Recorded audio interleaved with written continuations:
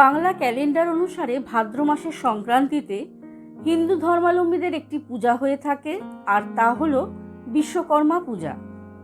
বিশ্বকর্মা পূজার প্রসাদ হিসাবে অনেক গ্রামাঞ্চলে কিংবা জায়গা বিশেষে ভদুয়া বড়ই জনপ্রিয়।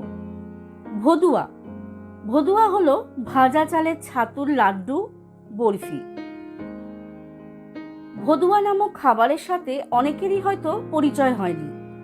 আসুন আজ দেখে নেওয়া যাক ভাজা চালের গুঁড়োর লাড্ডু কিংবা বরফি আমি কেমন করে বানাই। বরাবরের মতন ভিডিওটি প্রথম থেকে শেষ অবধি স্কিপ না করে দেখার অনুরোধ রইল। আর নতুন বন্ধুদের বলবো আমার চ্যানেলটিকে সাবস্ক্রাইব করে আমার পাশে থাকার জন্য।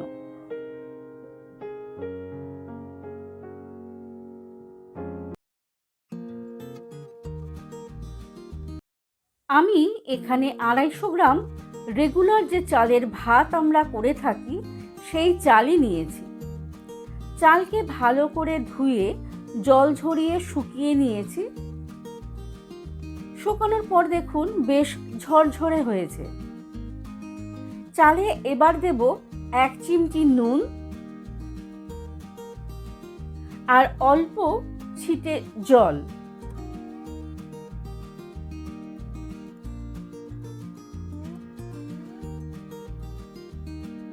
হাত দিয়েই চালকে ভালো করে মেখে নেব, যাতে চালের প্রতিটি দানায় দানায় নুন লেগে যায়।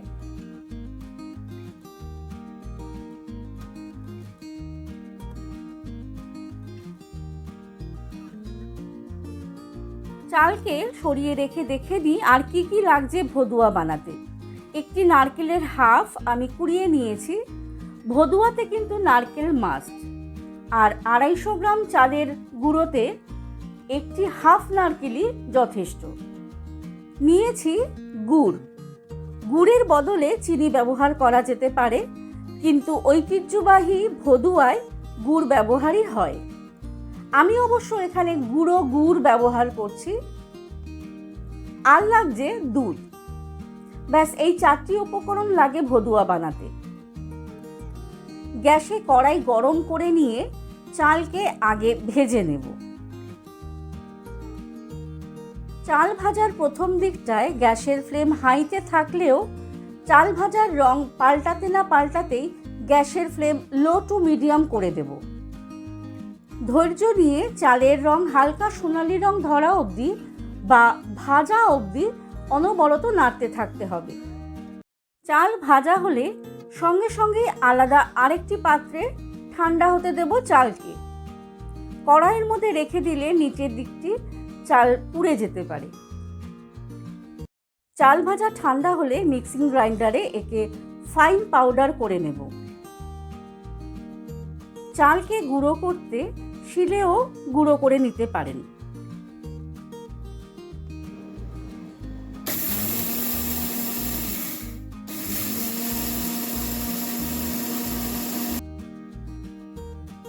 ভালোই গুঁড়ো হয়েছে, তবুও একটু চেলে নেব। ছাতুর মধ্যে চালের পার্টিকেল থাকলে ও মুখে পড়লে ভালো লাগবে না।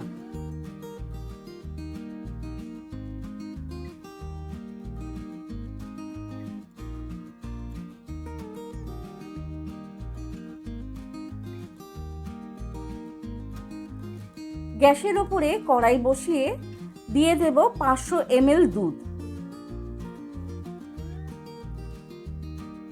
দুধ একটু ফুটতেই 250 গ্রাম গুড় এর মধ্যে দিয়ে দেব। অবশ্য পরে আরেকটু গুড় মিশিয়েছিলাম। নিজেদের স্বাদ অনুযায়ী এখানে চিনি কিংবা গুড় দিয়ে দেবেন। অনেকে শুধুমাত্র জল দিয়ে ভদুয়া বানিয়ে থাকেন, কিন্তু আমাদের বাড়িতে আমি সবসময় দেখে এসেছি দুধ দিয়ে বানাতে। টেস্ট ও দেখতে সুন্দরের জন্য নানা রকম বাদাম দিতে পারেন, কিন্তু অথেন্টিক ভদুয়া একদম সিম্পল হয়ে থাকে। দুধের সাথে গুড় একেবারে ভালোভাবে মিশে গেছে। এবার দিয়ে দেব কুড়িয়ে নেওয়া নারকেল।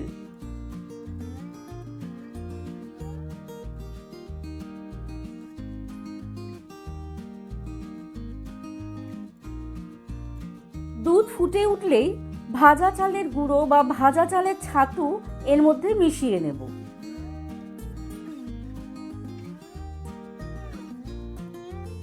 চালের ছাতু দেওয়ার সাথে সাথেই মেশাতে থাকবো, না হলে চালের গুঁড়ো দলা পাকিয়ে যেতে পারে।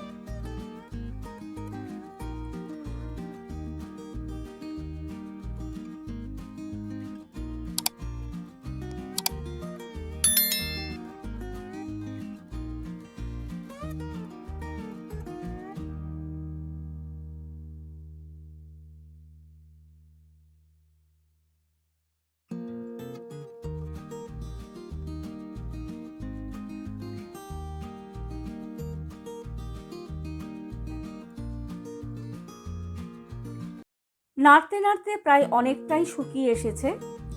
এবার একটি পাত্রে এই মিশ্রণকে নামিয়ে নেব এবং সমান লেয়ারে একে সেট করে নেব।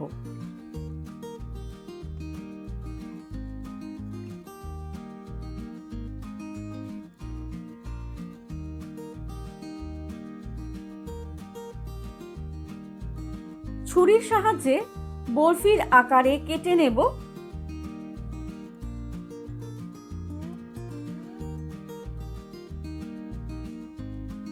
আর কটা লাড্ডুর আকারে গড়ে নেব।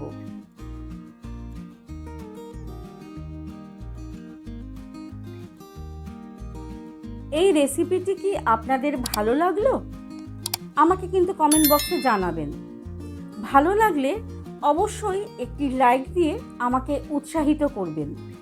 আজ তাহলে এইটুকু। খুব তাড়াতাড়ি আরও একটি রেসিপি নিয়ে আসছি। সকলে ভালো থাকবেন, সুস্থ থাকবেন। ধন্যবাদ।